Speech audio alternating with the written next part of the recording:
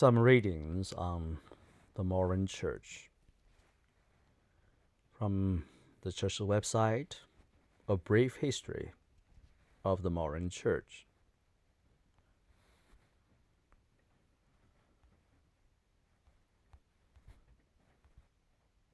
For over 5 centuries, the Moravian Church has proclaimed the gospel in all parts of the world.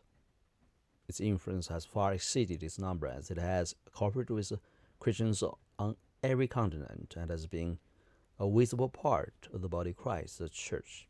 Proud of its heritage and firm in its faith, the Moravian Church ministers to the needs of people wherever they are. The name Moravian identifies the fact that this historical church had its origin in ancient Bohemia and the Moravian in what is present-day Czech Republic. In mid-9th century, this country is converted to Christianity, chiefly through the influence of 2 Greek Orthodox missionaries, Cyril and Methodius. They translated the Bible into the common language and introduced a national church ritual. In the centuries that followed, Bohemian and the Moravian gradually fell under the ecclesiastical jurisdiction of Rome, but some of the Czech people protested. The foremost Czech reformers, John Huss, 1369 to 1415, was a professor of philosophy and rector for the University of Prague. The Bethlehem Chapel in Prague, where Huss preached, became a rallying place for the Czech Reformation. Gaining support from students and the common people, he led a protest movement against many practices of the Roman Catholic clergy and hierarchy. Huss was accused of heresy, underwent a long trial and the Council of Constance, and was burned at the stake on July 6, 1415. Organized in 1457. The Reformation spirit did not die with Huss. The Moravian Church, or Unitas Fratrum, Unity for Brethren, as it has been officially known since 1457, arose as followers of Huss gathered in the village of Conwald, about 100 miles east of Prague, in eastern Bohemia, and organized the church. This was 60 years before Martin Luther began his Reformation, and 100 years before the establishment of the Anglican Church. According to Gregory the Patriarch, considered the founder of the Unitas Fratrum, what made a Christian was not doctrine or what he or she believed, but that the person led his or her life according to the teachings of Jesus Christ. He described these first Moravians and people who have decided once and for all to be guided only by the gospel and example of our Lord Jesus Christ. It is holy apostles in gentleness, humility, patience, and love for our enemies. Recount history of the unity. By 1467, the Moravian Church had established its own ministry, and in the years that followed, 3 orders of the ministry were defined: deacon, presbyter, and bishop. Growth, persecution, and exile. By 1517, the Unity for Brethren numbered at least 200,000 with over 400 parishes. Using a hymnal and catechism of its own, the Church promoted the scriptures through its own printing presses and provided the people of Bohemia and the Moravian with the Bible in their own language. A bitter persecution which broke out in 1547 led to the spread of the Brethren Church to Poland, where it grew rapidly. By 1557, there were three provinces of the Church: Bohemian, Moravian, and Poland. The 30 Years' War, 1618 to 1648, brought a further persecution to the Brethren Church, and the Protestants of Bohemia were severely defeated at the Battle of White Mountain in 1620. The prime leader of the Unitas Francois in these tempestuous years was Bishop John Amos Comenius, 1592 to 1670. He became world-renowned for his progressive views of education. Comenius lived most of his life in exile in England and in Holland, where he died. His prayer was that someday the hidden seed of his beloved Unitas Francois might once again spring to new life, renewed in the 1700s. The 18th century saw the renewal of the Moravian Church through the patronage of Count Nicholas Ludwig von Zinzendorf, a pietist nobleman in Saxony.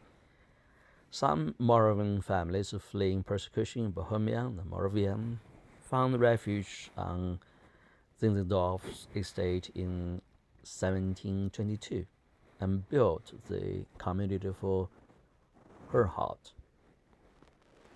The new community became the haven for many more Moravian refugees.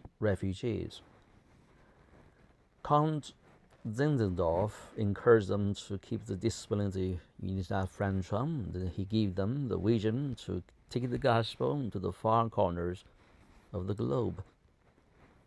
August 13th, 1727, marked the culmination of a great spiritual renewal for the Moravian Church in Herhart. And in 1732, the first missionaries were sent to the West Indies. Moravians in America.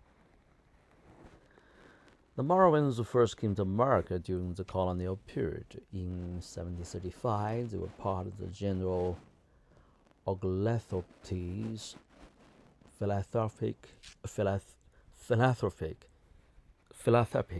venture in Georgia.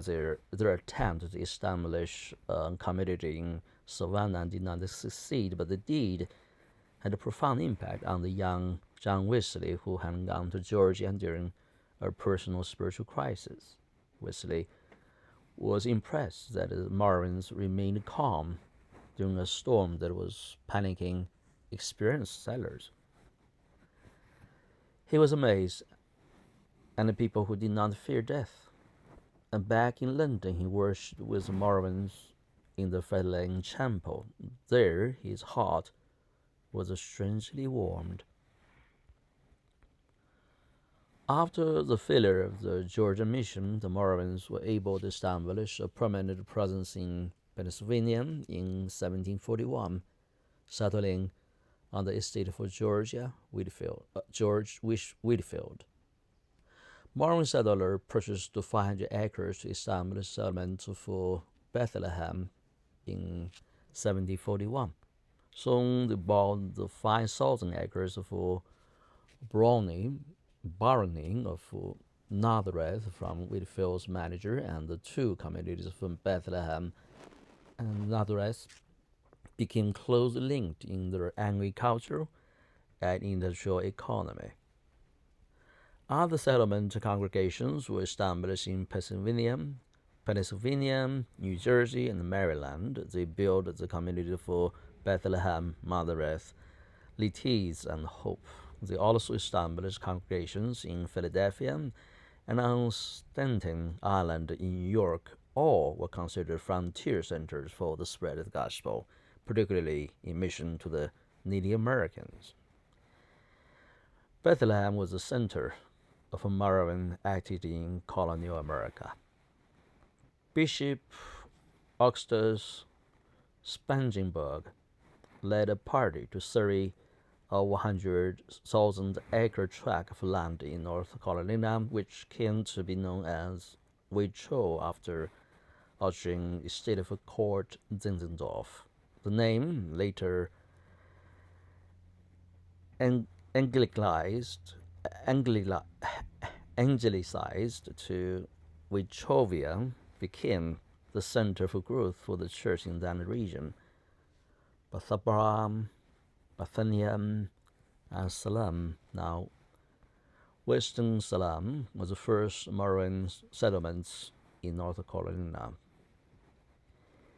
In 1857, the two American provinces, North and the South, became large and independent to set about expansion. Bethlehem in Pennsylvania and Western Salem in North Carolina became the headquarters of the two provinces, North and South. The Southern province grew mainly in Forsyth County, but over time established congregations in Charlotte, Greensboro, Wilmington, Raleigh, and Stone Mountain, Georgia. Moravian churches in Florida are growing with the influx of immigrants from the Caribbean basin. The northern province expanded with the influx of immigrants from Germany and Scandinavia into the upper Midwest in the late 19th century. It now reaches both coasts. As far north as Edmonton, Canada. Green Bay, Wisconsin, was founded by Moravians. Such wide geographical spread caused the northern province to be divided into eastern, western, and Canadian districts. After World War II, strong pushes for church extension took the northern province to South California, where only an Indian mission had existed since 1890, as well as to some eastern, midwestern, and Canadian sites.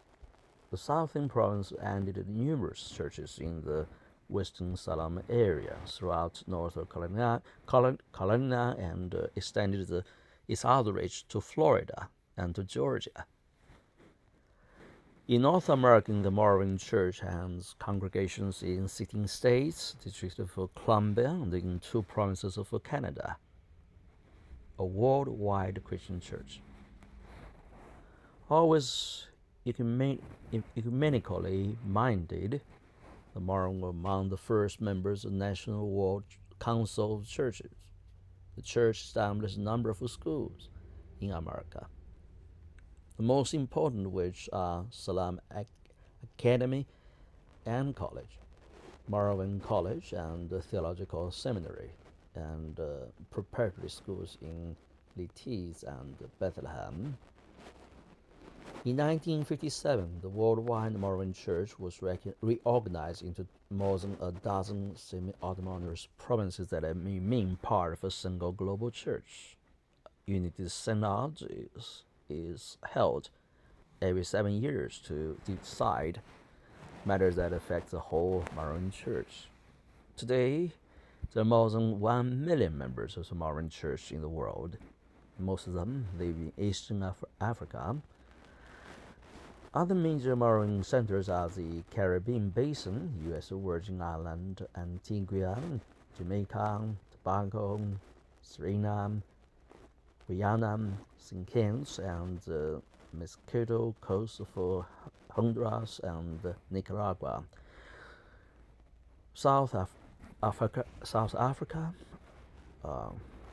Western Salem, and Bethlehem, Pennsylvania. There are now 24 provinces of the unity. Though the Moravians played an important role in colonial American history, the church in North America numbers only about 60,000, including Canada, Alaska, and Labrador. One of the reasons for the difference in membership between the United States and the rest of the world is that the Moravians saw their distinct calling as bringing the good news of God's infinite love to the poorest and most despised people of the world.